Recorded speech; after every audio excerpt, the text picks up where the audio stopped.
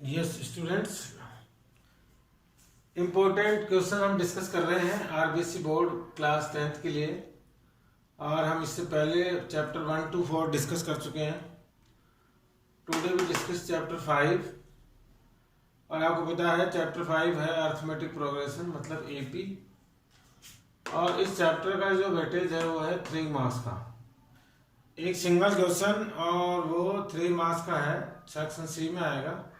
Question number 17 जो है इसका पॉसिबिलिटी, क्वेश्चन नंबर 17 जो होगा वो चैप्टर 5 का होगा। यहाँ पे मैंने लिखे हैं इम्पोर्टेंट क्वेश्चंस। ये सारे क्वेश्चन वो हैं जो यहाँ पे जो लिखे हुए हैं, जो इन सब टॉपिक्स को कवर करते हैं। तो अगर आप इन क्वेश्चंस की प्रैक्टिस करेंगे तो आपका ये पूरा चैप्टर जो है क्लियर हो जाएगा। सबसे पहले हम इम्पोर्टेंट टर्म्स जो इस चैप्टर में है वो डिस्कस कर लेते हैं। जैसा कि बार बार बताया गया है, इस चैप्टर में ए, डी और एन इनका बहुत ही इम्पोर्टेंट रोल है। ए मतलब कोई भी नंबर ऑफ सीरीज है उसकी फर्स्ट टर्म जो होती है उसको बोलते हैं ए। और उन सब टर्म्स के कंटिन्यू में जो डिफरेंस होता है उसको बोलते हैं हम डी, कॉमन डिफरेंस। और एन जो है वो यूज किया जाता है नंबर ऑफ टर्म्स के केस में। डी हम पता करते हैं a2 माइनस a1 मतलब second term minus first term या फिर third term minus second term, ऐसे कंटिन्यू में कहीं से भी हम डी पता कर सकते हैं अगर पहले से दिया हुआ जो भी सीरीज ऑफ नंबर है वो एपी में हो। तो किसी भी एपी की जो जनरल टर्म है वो होती है an equal to a plus n minus 1d। और अगर an उसकी लास्ट टर्म हो तो लास्ट टर्म का फॉर्मूला भी है, लास्ट टर्म इक्वल टू होगा a plus n minus 1d। इसको ऐसे समझते हैं, सपोज करो कोई एपी है 3, 5, 7, 9, 11 ऐसे एपी बनाई जा रही है। एक एग्जांपल के लिए मैंने एपी लिया है। तो ये जो है वो इसमें सबसे पहले ए 3 फर्स्ट टर्म क्या है 3। डी कैसे पता करेंगे हम, कोई भी तो टर्म का डिफरेंस 5 माइनस 3 इक्वल टू हो गया 2। अब हम इस एपी की कोई सी भी टर्म पता करें तो वो पता कर सकते हैं इस जनरल टर्म के फॉर्मूले से। ए एन इक्वल टू होता है a plus N minus 1d। Suppose करो मुझे पता करनी है फिफ्थ टर्म, तो हो गई a5 फिफ्थ टर्म, तो वो आएगी a plus 5 minus 1d। N की जगह 5 पुट कर दिया हमने, तो a5 जो होगी वो होगी a प्लस 4d। आप यहाँ से समझ लें कि जो भी टर्म होगी वो, जैसे फिफ्थ टर्म है तो यहाँ पे आएगा 4d, अगर सिक्स टर्म है तो आएगा 5d, मतलब n माइनस 1d की फॉर्म में। ऐसे ही कोई लास्ट टर्म दी हुई हो और जैसे कि 23 या कुछ ऐसा दिया हुआ हो तो, और उसके केस में कोई टर्म पता करनी हो तो ये जो लास्ट टर्म है वो क्या बन जाएगी l। l इक्वल टू होगा a plus n minus 1d। ये फॉर्मूले कहाँ हेल्प करते हैं वो सब भी डिस्कस करेंगे। nth टर्म, उसके बाद एक और क्वेश्चन है जिसमें nth टर्म बतानी है from last term. Last term से हमें nth टर्म बतानी है और उसका जो फॉर्मूला होगा वो होगा last term minus n minus 1d। ये फॉर्मूला सेम ही है। जब हम an बताते हैं, कोई सी भी टर्म बताते हैं तो हम सॉल्व करते हैं an के साथ। जैसे मैंने फिफ्थ टर्म बताई तो आया a प्लस 4d। लेकिन जब लास्ट से शुरू करते हैं तो फर्स्ट टर्म जो है ना वो लास्ट टर्म बन जाती है, इसलिए अब l आ गया। और d का साइन चेंज हो जाता है, इसलिए हमने यहाँ पे प्लस की जगह किसका साइन चेंज कर दिया, माइनस का। तो इस तरह से डायरेक्ट फॉर्मूला अप्लाई करके हम nth टर्म पता कर सकते हैं किसी की भी लास्ट टर्म से।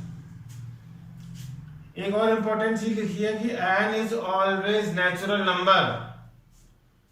n मतलब नंबर ऑफ टर्म्स जब भी आएगी तो वो एक फिक्स नंबर होगा। जैसे फिफ्थ टर्म या सिक्स्थ टर्म या सेवंथ टर्म या एट्थ टर्म, इस तरह से। ऐसा नहीं होगा कि 2.5 टर्म और 3.25 ऐसे वर्ड जो है यूज नहीं होंगे। 3 1/4 टर्म, ऐसा कोई भी वर्ड यूज नहीं होगा। जो भी टर्म होगी वो एग्जैक्ट नंबर में होगी, नेचुरल नंबर में। ये आपको ध्यान रखना है। अगर ऐसा कुछ आंसर आ रहा है तो वो आपका गलत है। Sn का फॉर्मूला है, उसके बाद सम ऑफ नंबर ऑफ टर्म्स का पता करते हैं हम। तो उसके दो फॉर्मूले हैं, पहला है n/2 2a plus n minus 1d। ये जब यूज करना है जब नंबर ऑफ सीरीज जो भी दी हुई हो वो फिनिट नहीं हो, मतलब जिसमें लास्ट टर्म का पता नहीं हो, फर्स्ट टर्म का पता हो। और ये फॉर्मूला जब अप्लाई करना है जब हमें फर्स्ट टर्म भी पता हो और लास्ट टर्म भी पता हो, तो हम फॉर्मूला अप्लाई कर सकते हैं S N equal to N upon two A plus N. एक और तरह का क्वेश्चन है जिसमें एस एन दिया हुआ है और ए एन हमें पूछा गया है।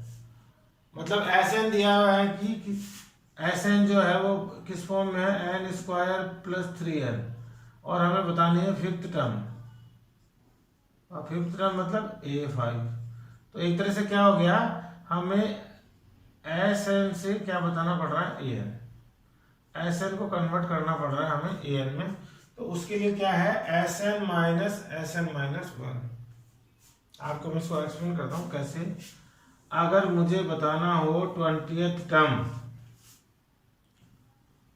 एस एन माइनस 1, ये होगा कोई भी ए एन, ये ए एन का होगा। अभी तो क्या लिखा हुआ है, ए एन इक्वल टू होगा ए प्लस एन माइनस 1d। लेकिन अगर एस एन को ए एन में कन्वर्ट करना हो तब ए एन इक्वल टू होगा S N minus S N का एन माइनस 1। अब आप इसको समझिए, जैसे मुझे A20 बताना हो तो हमें सोल्व करना पड़ेगा S20 माइनस S90। एन की जगह कितना हो गया 20, ये हो गया 20 माइनस 1 मतलब 19। मतलब जैसे ही आप S20 माइनस S19 करेंगे तो वो क्या बन जाएगा, A20।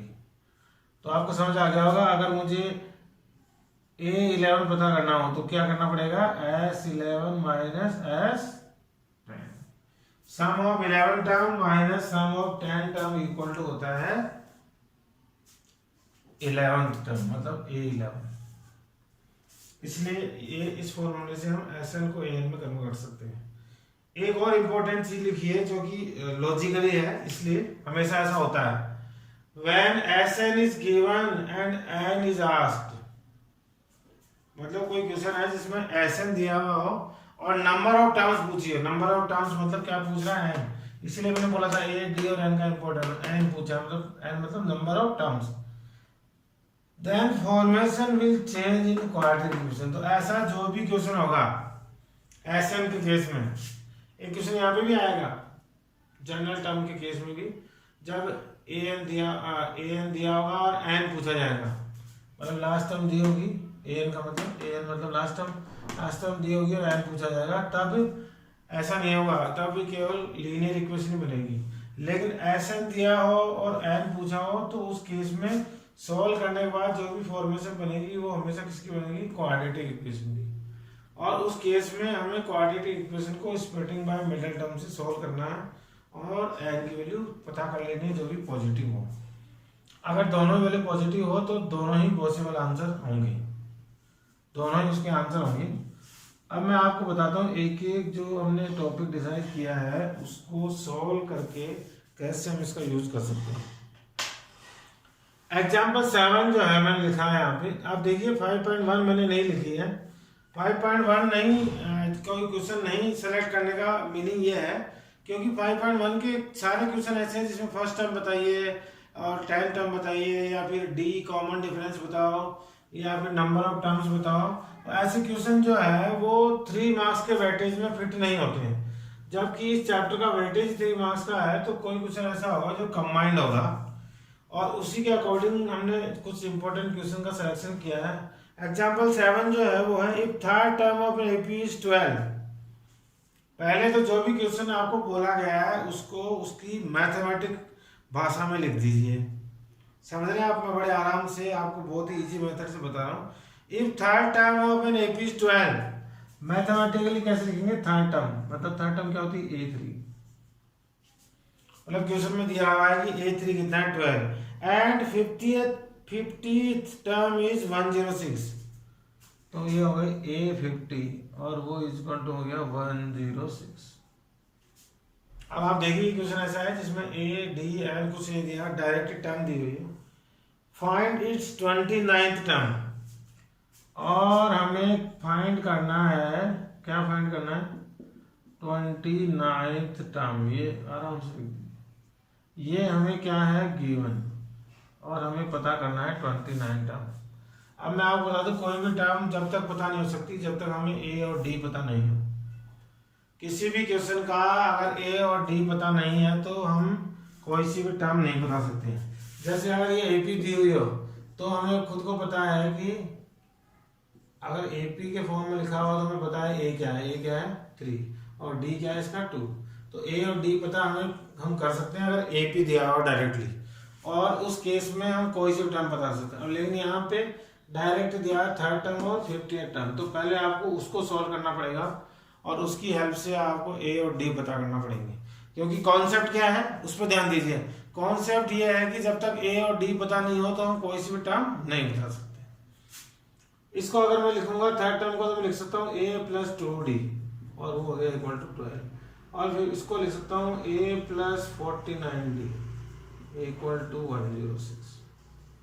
आपको पता लगे होगा a3 होता है according to a + n - 1d, वो क्या होगा a + 2d, और जो सेकंड जो लिखा है 50th टर्म वो होगी a + 49d।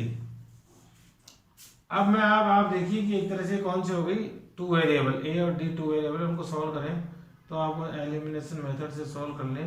एलिमिनेशन मेथड से ए एलिमिनेट हो जाएगा, क्या आएगा -47d, और इसमें से इसको माइनस करेंगे तो 4 और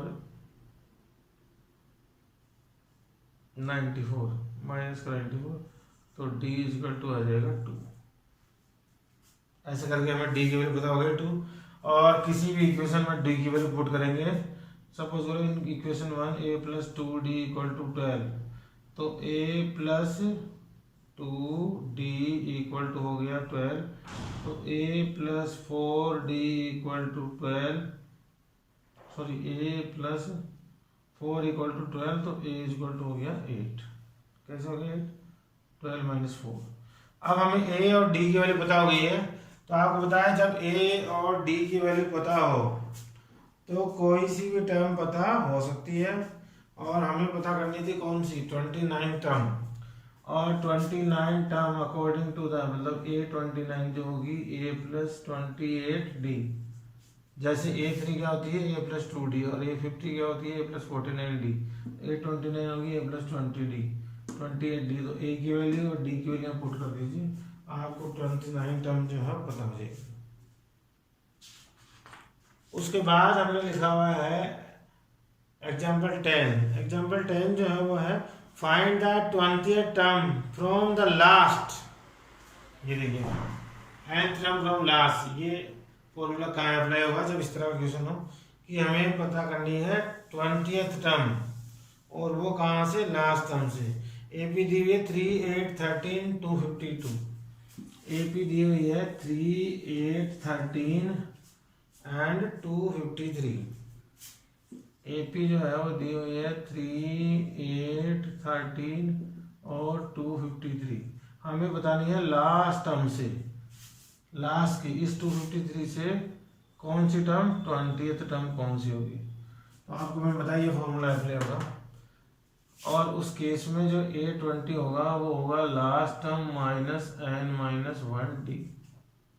20 टर्म पता नहीं a20, तो आपको पता है d कितना है, d कितना है 5, 8 - 3 = 5, l हो गया 253 लास्ट टर्म -19 और d की वैल्यू हो गई 5, तो 253 - 95, और 253 - 95 करेंगे तो आएगा 158। n - 1 मतलब 20 - 1 19, और d की वैल्यू 5। तो आप देखिए इस तरह से इजी से हम लास्ट टर्म से मतलब 250 की तरफ से, इधर से नहीं, फर्स्ट टर्म से नहीं बतानी थी 20th टर्म, हमें बतानी थी लास्ट टर्म से। तो ऐसे करके हम लास्ट टर्म से भी टर्म बता सकते हैं। उसके बाद है एग्जाम्पल 11। एग्जाम्पल 11 में how many multiple of 4 between 10 and 25। हमें बताना है कि कितने मल्टीपल होंगे 4 के 10 और 25 के बिटवीन। अब आपको ये ध्यान रखना है, इस क्वेश्चन में बहुत बार मिस्टेक कर देते हैं हम। 10 से लेकर और 250 के बीच में जितने भी नंबर हैं जो कि 4 से डिविजिबल है, वो हमें बताने हैं कि कितने नंबर होंगे। आपको 10 से 250 के बीच में जो भी नंबर आते हैं, और वो सारे कौन से होना चाहिए, बार बार बता रहा हूँ, 4 से मल्टीपल होने वाले, मतलब ऐसे नंबर जो 4 के टेबल में आते हैं। तो आपको पता है पहला नंबर 11 आएगा इनके बीच में वाला, और वो 4 के टेबल में नहीं आता, तो कौन सा नंबर आता है 12, उसके बाद कौन सा आएगा 16, उसके बाद कौन सा आएगा 20, और ऐसे करके लास्ट नंबर जो आएगा वो आएगा 248। तो ऐसे करके हमें एपी जो है खुद को फॉर्म करनी थी अकॉर्डिंग टू द क्वेश्चन में दिया हुआ था 10 से 250 के बीच के 4 से डिवाइड होने वाले या 4 के मल्टीपल बताइए। अब हमें बताना कितने नंबर होंगे। अब हमसे पूछा है कितने नंबर होंगे, मतलब 12 से लेकर 248 तक कितने नंबर है, मतलब क्या पूछ रहा है वो, एन,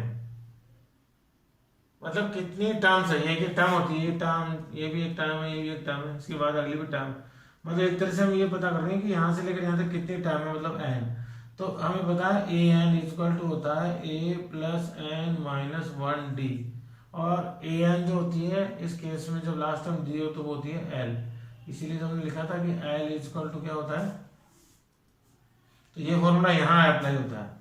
तो 248 इक्वल टू ए कितना है 12 plus N minus 1 D, D कितना है 4। इसको जब सोल्व करेंगे तो 248 equal to 12 plus 4 N minus 4, 4 multiply by N और 1, तो 248 माइनस 12 और 8 इक्वल टू 4 एन, 12 माइनस 4 हो गया 8, और 8 इधर आके माइनस हो तो 240 अपॉन 4 इक्वल टू हो गया एन, तो एन की वैल्यू आ गई 60। इसका मतलब है कि ऐसे कितने नंबर हैं, ये 12 से लेकर 248 तक 60 नंबर्स हैं। तो हाउ मेनी टर्म्स, मतलब 60 टर्म्स ऐसी हैं जो 4 से डिविजिबल है। अब आपको अंडरस्टूड हुआ होगा, तो आप देखिए 5.2 का क्वेश्चन नंबर 3 है जो बड़े आराम से आप कर पाएंगे। उसके बाद क्वेश्चन नंबर 6 है जो भी आप आराम से कर पाएंगे, और क्वेश्चन नंबर 9 जो है वो भी इम्पोर्टेंट मुझे लग रहा है, तो वो भी आप कर पाएंगे, और क्वेश्चन नंबर 10 जो है वो भी कर लेंगे। 4 numbers are in AP, question number 10 solve करता हूँ मैं, एक्सप्लेन कर रहा हूँ। 4 numbers are in AP if sum of number are 50 and larger number is 4 times the smaller one, then find the numbers. अब यहाँ पे आइए 9 पॉइंट मैंने लिखा है, selection of terms of AP. जब नंबर ऑफ टर्म्स का क्वेश्चन हो कि किसी एपी में 3 टर्म्स है, हमें एपी नहीं दिया हुआ हो और कोई थर्ड टर्म, फोर्थ टर्म, मतलब कुछ भी नहीं दिया हो, केवल नाम किया हो कि इसमें 3 टर्म्स है 4 टर्म्स है। अगर 3 टर्म्स हो तो किसी भी एपी को हमें कंसीडर करना है ए माइनस डी, ए और ए प्लस डी। अगर 4 टर्म हो तो होगा ए माइनस 3 डी, ए माइनस डी, ए प्लस डी और ए प्लस 3 डी। और 5 टर्म्स हो तो ए माइनस 2 डी, ए माइनस डी, ए प्लस डी और ए प्लस 2 डी। ऐसे ही 6 टर्म हो तो ए माइनस 5 डी, ए माइनस 3 डी, ए माइनस डी, ए प्लस डी, ए प्लस 3 डी और ए प्लस 5 डी। अब आप ज्यादा इसको ढंग से देखें तो याद नहीं करना है, जहां पे भी ऑड टर्म्स है वो कहां से शुरू होगी, ए से। तो ए और ए के बाद वाली होगी ए प्लस डी, और ए के पहले होगी ए माइनस डी। जहां पे भी इवन टर्म्स है वो कहां से शुरू होगी, ए प्लस डी और ए माइनस डी से। ए प्लस डी, ए माइनस डी, ए प्लस 3 डी, ए माइनस 3 डी। ये और टर्म है तो ए प्लस ए से शुरू होगी, ए के बाद ए प्लस डी, ए माइनस डी, ए प्लस 2 डी और ए माइनस 2 डी। ऐसे ये इवन टर्म है तो ए माइनस डी, ए प्लस डी, ए प्लस 3 डी, ए माइनस 3 डी, ए प्लस 5 डी, ए माइनस 5 डी। ऐसे आराम से जो है हम इसको उसकी हेल्प से इसको सॉल्व कर लेंगे। क्वेश्चन में दिया हुआ था 4 नंबर्स आर इन एपी, और जब 4 नंबर्स एपी में हो तो आपको पता है कौन सा एपी लिख लिया जाएगा। 4 नंबर है तो कौन सी, लेट द, तो हम कंसीडर करेंगे लेट द नंबर्स आर हो गए ए माइनस 3 डी, ए माइनस डी, ए प्लस डी और ए प्लस 3 डी। ये तो 4 नंबर्स हो गए according to the AP. If sum of the number is 50, और बाद में लिखा है फर्स्ट कंडीशन है कि इन सब का सम, मतलब a minus 3 d plus a minus d plus a plus d plus a plus 3 d equal to दिया हुआ है 50। आपको बता दूं मैं ऐसी एपी बनाई इसलिए जाती है कि ऐसे केस में डी जो है वो सारे क्या हो जाते हैं, कैंसिल आउट, ताकि क्वेश्चन जो है इजीली सॉल्व हो जाता है। ऐसा क्यों हो जाता है, ये -3d, ये प्लस का 3d कैंसिल आउट, माइनस का d प्लस का d भी कैंसिल आउट। 1 2 3 4, तो 4a इक्वल टू आ गया 50 और a इक्वल टू हो गया 50/4, मतलब 25/2। a की वैल्यू आ गई 25/2। ए बी कुछ भी फ्रैक्शन में हो सकता है। अभी आप सोच रहे हैं कि सर ये तो ये 25/2 आ गया, क्या करना, एन कभी भी नहीं आएगा फ्रैक्शन में, एन हमेशा क्या आएगा, नेचुरल नंबर ही आएगा। क्योंकि कोई भी टर्म जो है वो तो किसी भी फॉर्म में हो सकती है, डेसिमल में भी हो सकती है, फ्रैक्शन में भी हो सकती है, इंटीजर्स में भी हो सकती है, लेकिन टर्म जो है वो नंबर ऑफ टर्म फिक्स होगी, फर्स्ट सेकंड थर्ड फोर्थ जो भी है। उसके बाद लिखा है larger number is 4 times the smaller one. Larger number, अब आप होता है ये स्मॉलर नंबर है, सपोज करो कि ये लार्जर नंबर, अब बोला है कि लार्जर नंबर मतलब a+3d वो 4 टाइम्स है अपने स्मॉलर नंबर। अब इसको सॉल्व कर लेंगे, ये आ गया a+3d equal to 4a - 12d, और हम और सॉल्व करें तो आ गया 4a - 12d - a - 3d equal to 0, तो ये हो गया है 3a - 15d इक्वल टू 0, और सॉल्व करें तो a - 5d equal to 0, 3 is the common, और a की वैल्यू यहाँ पुट कर देंगे तो किसकी वैल्यू आ जाएगी, d की। और a और d की वैल्यू आने के बाद, मैंने बताया a और d की वैल्यू तो इम्पोर्टेंट है, a और d की वैल्यू आने के बाद कोई सी भी टर्म, कोई सी भी एपी जो है वो बनाई जा सकती है। उसके बाद एग्जाम्पल 15, 16 और 19। 15 है सम ऑफ हाउ मेनी टर्म्स और एपी विल बी 513। ऐसे कितने नंबर्स होंगे, मतलब कितने नंबर्स होंगे, मतलब n पूछा है क्वेश्चन पे, ध्यान दें, हाउ मेनी नंबर्स मतलब n पूछा है, ऐसे कितने नंबर्स होंगे जिनकी एपी के टर्म का सम जो है 513 होगा, और एपी है 54, 51, 48, 54, 51, 48, और कहाँ तक है ये है जी 513 तक, 513, 553 था सॉरी, और आपको बताना है इन सब का सम 513। आपको बताना है कि कितनी एपी का, इस एपी में कितनी एपी जो इस ये जो एपी है 5, 54, 51, 48, उन सब का जो सम होगा वो किसके इक्वल होगा, 513 की। मतलब सम दिया हुआ है, एपी दी है, तो कौन सा फॉर्मूला लगेगा, एसएन। तो SN equal to n/2 2a + n - 1d। ये फॉर्मूला क्यों लगाएंगे, ये क्यों नहीं अप्लाई होगा, क्योंकि इसमें लास्ट टर्म नहीं पता है, n हमें पता करना है, तो एसएन हो गया 513 इक्वल टू n तो पता ही करना, तो n/2 2a कितना है 54 प्लस n - 1 d कितना है इसका -3, 51 - 54, तो ये हो गया -3d, और a जो हो गई वो फर्स्ट टर्म है।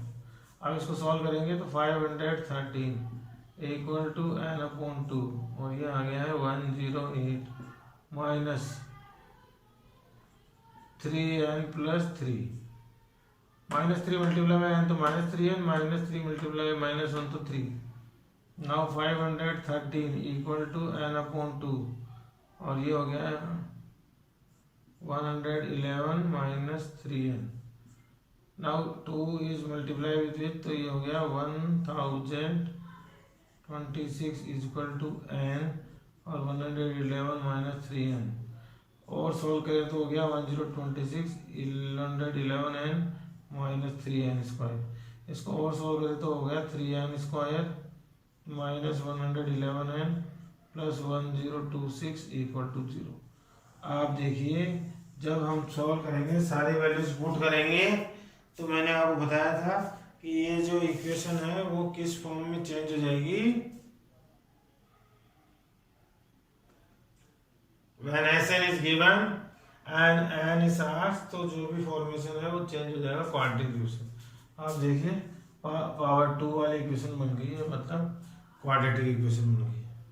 तो एसएन के केस में जब भी क्वेश्चन होगा, इसलिए मैंने सोल्व किया है इसको।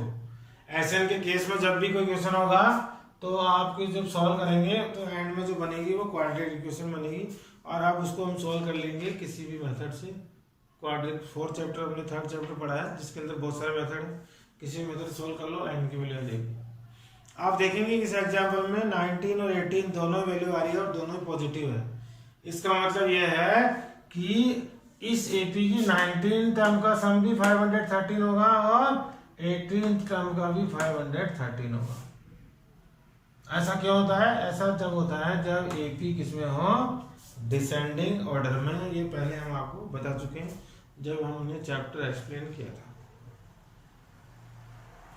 ऐसे ही find the sum of first, sum पूछा है 16 में, और लेकिन उसके यहाँ एपी नहीं दी हुई है। एपी जो है वो इक्वेशंस की फॉर्म में दी हुई है। एग्जाम्पल 19 में find the sum of natural number divisible by 3 between 250 and 1000। N पता, एसएन पता करना है उन सारे नंबरों का। तो पहले नंबर पता करना होगा। जब भी एसएन हमेशा, ये भी ध्यान रखना, एसएन हमेशा नंबर ऑफ टर्म्स का पता होता है। अगर आपके पास नंबर ऑफ टर्म्स पता नहीं है तो पहले एन के फॉर्मूले से आपको क्या पता करना पड़ेगा, एन, और उसके बाद नंबर ऑफ टर्म्स आने के बाद ही कौन सा फॉर्मूला अप्लाई होगा, एसएन, क्योंकि एसएन हमेशा नंबर ऑफ टर्म्स का ही पता हो सकता है। उसके बाद एक्सरसाइज 5.3 है, जिसके क्वेश्चन है 3, 5, 6, 7, 9 और 10।